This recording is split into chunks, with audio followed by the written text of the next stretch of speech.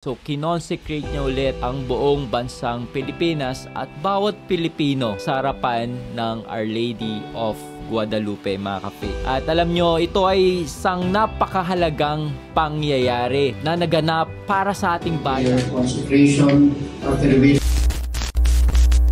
Hello mga ka-faith! Welcome again sa ating vlog. And today, pag-uusapan natin itong napakagandang balita na ito. I'm sure sobra kayong ma-inspire sa balitang to.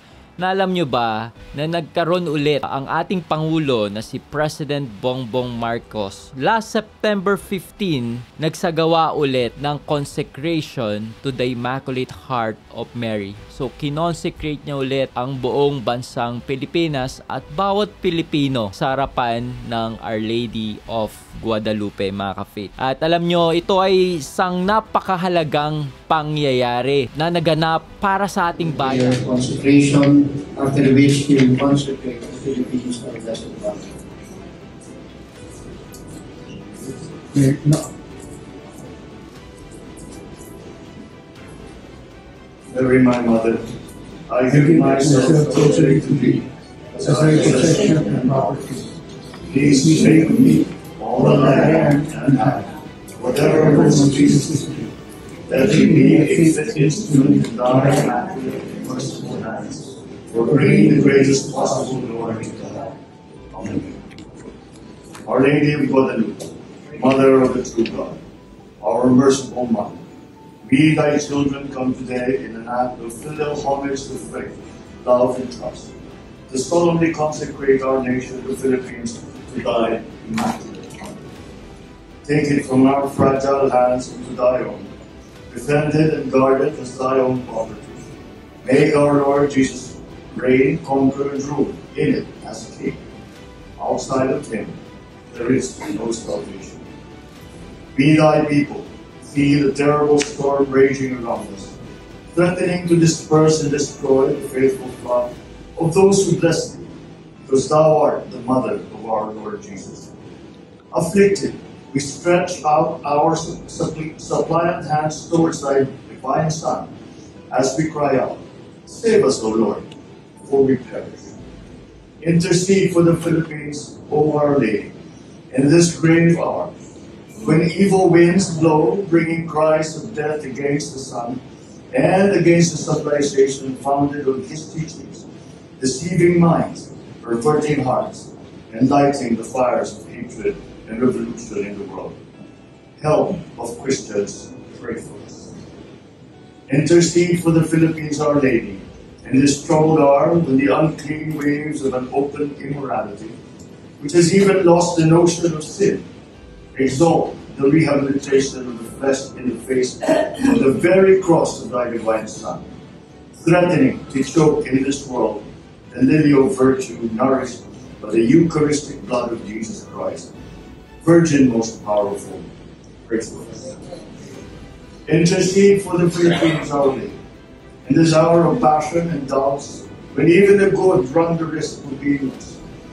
Unite all Filipinos around thy divine Son, in the love of the Church, and also in the cultivation of virtue, in respect for order and fraternal charity. Queen of Peace, pray for us. Remember, finally, heavenly patrons of the Philippines, our nation. Pueblo amante de Maria, whose people love thee and who are beloved to thee. We run to thee, O Mother of Mercy, Virgen de Guadalupe, save and protect the Philippines by giving it to our merciful Lord Jesus Christ, King of mercy, in whom it will find truth, life, and peace. Our Lady of Guadalupe, please pray for us. At alam nyo ba na itong consecration na to, these acts of consecration mark a turning point in our nation's spiritual journey. Pero bakit nga ba mahalaga ang consecration to the Immaculate Heart of Mary or consecration to Mama Mary? Hindi lang ito simpleng ritual, okay, or prayers, or parang mechanical prayers, sabi ng mga ibang anti-Catholic dyan, paulit-ulit daw na dasal, di ba? Sabi nga ni St. Louis de Montfort, kilalang very Marian saint yan. Siya nga yung champion of rosary, si St. Louis de Montfort. To consecrate ourselves to Mary means to place ourselves as instrument in her hands, that she may guide us to the heart of Jesus. So imagine niyo mga ka-faith, our entire nation is now entrusted to Our Lady, to Mama Mary, who will bring us closer to Jesus, our ultimate refuge. Amen? So, yun ang goal palagi di ba? Kaya tayo lumalapit kay Mama Mary is para i-lead niya pa tayo palapit ng palapit sa kanyang anak na si Jesus. Okay? So, fake news, yung mga sinasabi at paratang sa atin ng ibang sekta dyan na mas pinapahalagan pa raw natin si Mama Mary kaysa si Jesus, which is hindi. Actually, mas minamahal pa namin si Jesus dahil sa kanyang ina, na tinuturuan kami na mas lalong mahalin ang kanyang anak. Lagi nyo to tatandaan. Sinabi nga to, di ba, ni Maximilian Kolbe, na hindi natin kayang tumbasan ang pagmamahal na binigay ni Jesus sa kanyang nanay. Alam nyo mga ka-faith, this act of consecration is not just a symbolic gesture. It's an invitation for the entire nation to be under the loving care and protection of the Blessed Virgin Mary. Sa isang mundo na puno ng kaguluhan, Mama Mary offers peace, unity, and spiritual guidance. Ito ang nais nating makamit para sa ating bayang Pilipinas. Kapayapaan, pagkakaisa, at gabay mula sa ating mahal na ina. Ngunit, alam nyo ba mga ka-faith, etong nangyaring consecration na to ni President BBM kay Mama Mary sa bansang Pilipinas ay hindi basta-basta lang. Hindi to parang overnight na decision. Actually, merong isang grupo, isang Marian group, hindi ko na lang papangalanan kung sino sila, and they want to make their group anonymous. So sila talaga yung nagtrabaho nito. Sila yung nag-pursue na ilapit talaga ito sa ating Pangulo. Talagang years of prayers, sacrifices, and divine sign that led up to this moment of event. So this group behind this consecration spent years of praying and working to make this happen. Actually, simula pa lang talaga ay sinusubukan na nilang mag-request ng consecration to Mama Mary para sa ating bayan. Pero nagkaroon sila ng mga maraming obstacles. Actually, sinubukan pa nga nila itong i-push sa Davao. Pumunta pa sila doon, pero hindi nangyari. Okay, hindi sila napagbigyan. Etong mga pagsubok, hurdles na to, struggles, na hindi pa siguro tamang panahon ng mga panahon na yon. Pero sabi nga nila, God's time is always perfect. Nagkaroon ng maraming manifestation from Mama Mary. Actually, nung malapit na yung kanilang hinihintay na matamis na oo sa ating Pangulo, ay nagkaroon ng isang napakagandang sign from Mama Mary. Merong silang statue na hawak-hawak. Actually, yung sa grupo nila, para siya naglabas ng isang napakabangong pabango na amoy rosas. A fragrance often associated with the presence of the Blessed Virgin Mary. Sa pangyayari na yun, naramdaman nila na Mama Mary is with them, is praying for them, na talaga nangamoy talaga na rosas. So sabi nga ni Saint Padre Pio, the rosary is the weapon for these times. And through these signs, tulad ng amoy ng rosas, lalo nilang nararamdaman ang assurance ng mahal na ina that she was guiding them, dahil dito, sa wakas, nagkaroon sila ng chance na makausap ang ating presidente. Actually, hindi ito yung first time na ginawang consecration ni President BBM. Kung titignan yung vlog ko, nangyari na to many months before this September 15. So, ito ay pangalawa ng ginawang consecration ng ating Pangulo. Okay, so nakita nyo yung video na yan. Actually, after the mass yan, ni Father Lito Kaluwag. Okay, isang sa private chapel sa Malacanang. Parang ang nangyari noon, kinukwento sa akin nung kausap ko, na meron silang kakilala na nilapitan nila na very close friend ng ating Pangulo. So, doon nagkaroon ng contact at syempre ay pinaunlakan nito ng ating Pangulo. Salutes for our President. Disclaimer lang, hindi po ako Marcos apologies or Duterte apologies. Pagdating sa politics, very neutral ako. Para sa akin, paulit-ulit ko to sinasabi kung ano ang mas makakabuti para sa ating bansa. So kung ano yung makakabuti para sa ating bansa, ay yun yung susuportahan po natin. Napakaganda ng kinalabasan ng lahat ng ito. Not only did they succeed in consecrating the country, but they also gifted, nagregalo din sila kay President Marcos ng Holy Family icon. Yan, pakikita ko sa inyo. And the message behind this gift is clear. This consecration is also meant to protect Filipino families, and one of their specific prayer is to stop the passage of divorce bill. Isang malaking amen yan, mga ka-faith. Napakaganda nito na binigay nila yan kay President BBM, which is Holy Family. And we Filipino, we values family. Mahalaga sa Pilipino ang pamilya. Sagrado sa bawat Pilipino ang pamilya. Kaya kung nanonood ka man nito, na isa kang Katoliko at pro-divorce ka, baka medyo mag-reflect tayo. Medyo alamin natin ang turo ng simbahan tukol dyan. Ayaw ng Diyos ng divorce. Ang divorce ay galing yan sa tao, hindi yan galing sa Diyos. Yes, hindi tayo nagbubulag-bulagan. Ang simbahan na hindi nagbubulag-bulagan sa mga abuse, sa mga kababaihan, even sa kalalakihan. Okay? Di lang naman lalaki na abuse, pati babae na ngayon, nambubugbog ng asawa nilang lalaki. Okay, both party yan. So, hindi bulag ang simbahan dito. And even ang ating batas, meron na tayong mga batas sa violence against women. Kailangan na lang yan i-apply. And even the church, meron tayong mga ways to support those families, those marriages na medyo nagkakagulo at hindi talaga solusyon ang divorce. And syempre kung may abuse naman talaga, kung meron naman talaga nangyaring abuse, pwede ka naman talaga umalis sa asawa mo without divorcing your spouse. Diba? Separation. I-separate mo siya. Until na magbago siya, dun ka bumalik sa kanya. At kung hindi talaga siya magbabago, i-separate mo siya, pero hindi mo siya i-divorce. Kasi yun yung pinangako nyo nung humarap kayo sa Diyos, na hindi kayo maghihiwalay. Meron naman ganun na hindi kayo magkasama physically, pero diba magkahiwalay kayo. Pero nandun pa rin yung vows nyo bilang mag-asawa na one day, hoping magkaroon ng milagro, na ma-reconcile at magkaroon ng conversion yung asawa mo. At maayos yan. Kung nakakaranas ka ng abuse, there is hope. Hindi natutulog ang Diyos at hindi ka pababayaan ng Diyos. Sabi ni Pope Leo XIII, sabi niya, the family is the cradle of civilization and society. Kung mapoprotekta natin ang mga pamilya, we can strengthen the very foundation of our society.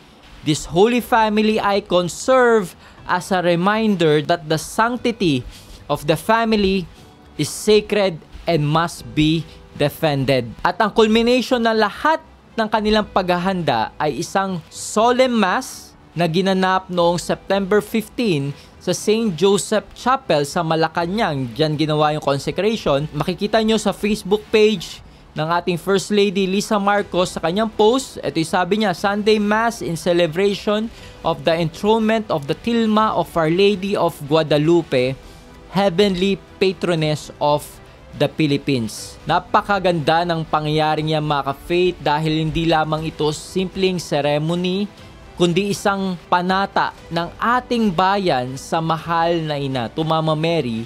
The Tilma of Our Lady of Guadalupe was enthroned as a symbol of her protection and guidance over the Philippines. Ang alam natin na si Our Lady of Guadalupe ang patroness ng ating bansa, at sa pamamagitan ng kanyang presensya, proteksyon at pagmamahal, ipinagkakatiwala natin sa kanya ang kinabukasan ng ating bansa.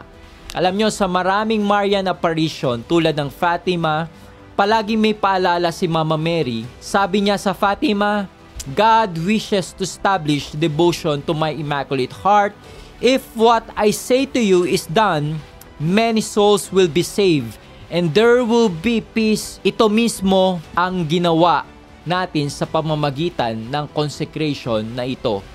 And we are asking for Mama Mary's intercession and protection na magbigay ng kapayapaan at gabay sa ating bansa. At ang ginawa ng ating Pangulo, si President Marcos, ay hindi lamang para sa kanya bilang leader, kundi para sa ating lahat na Pilipino. Mama Mary's Immaculate Heart is a refuge for everyone who seeks protection and peace.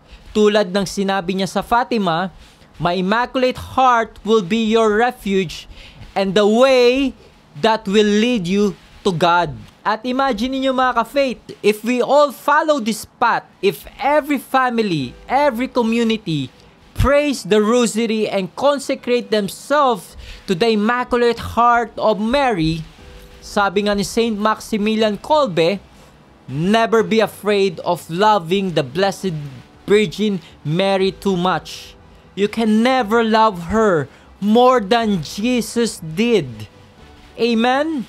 Mga ka-faith, let's entrust our families and our lives to Mama Mary, knowing that she will always lead us to her Son, Jesus. Ngayon mga ka-faith, tayo ay tinatawag ng Diyos para mag-consecrate ng ating sarili, ng ating pamilya, ng ating mga komunidad sa Immaculate Heart of Mary.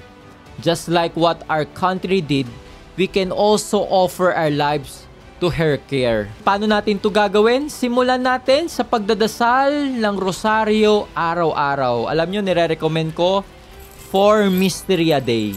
4 na rosaryo sa isang araw. Kaya mo yun. Kung naubos nga yung oras mo, ilang oras ka, i-scroll sa Facebook, nagmamarites, nagagawa mo yun, tanggalin mo yun, di ba? Kasi wala namang ambag sa buhay mo yun, at palitan mo ng rosary. At makikita mo yung tremendous fruitful effect niyan sa buhay mo. Hindi lang sa buhay mo, pati sa pamilya mo at sa komunidad kung nasan ka ngayon. You will see miracles and how God moves in your life and how God can use you. And the rosary is our spiritual weapon.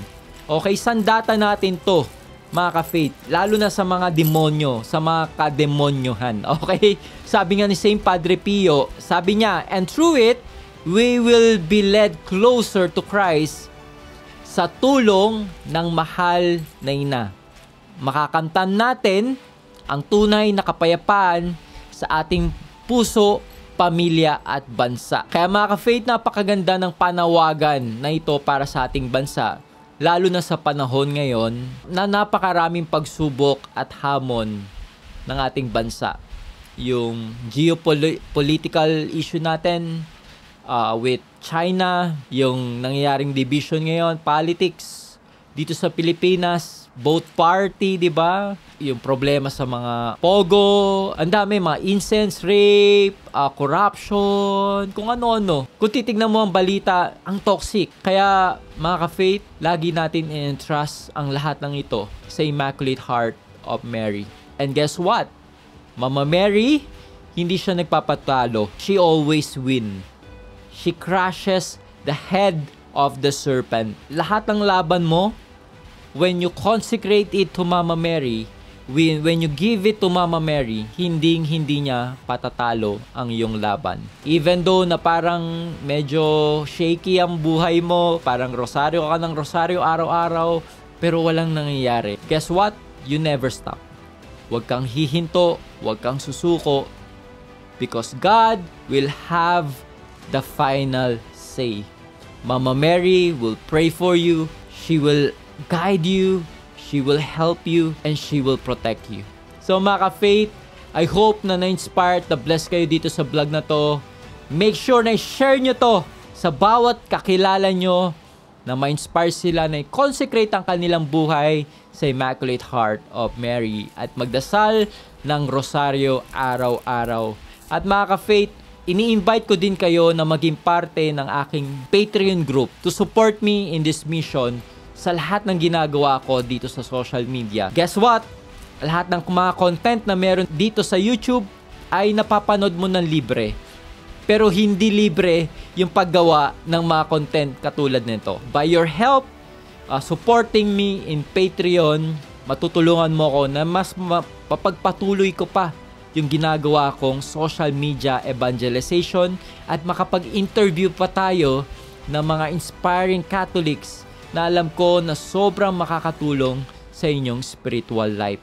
So kung gusto mong suportahan ako sa Patreon, ilalagay ko yung link sa baba ng video na to or somewhere here dito sa vlog na to. Meron pala akong ginawang interview kay Father Joseph Siquia na kilalang exorcist priest dito sa Pilipinas. Kung maiisip mo yung exorcism dito sa Pilipinas, ang unang papasok sa utak mo ay si Father Joseph Siquia. So nagkaroon tayo ng privilege para ma-interview siya. Sobrang papasalamat ako for Father Joseph sa binigay niyang oras na yon at ang dami ko natutunan, kaya panoodin nyo yan mga ka-faith.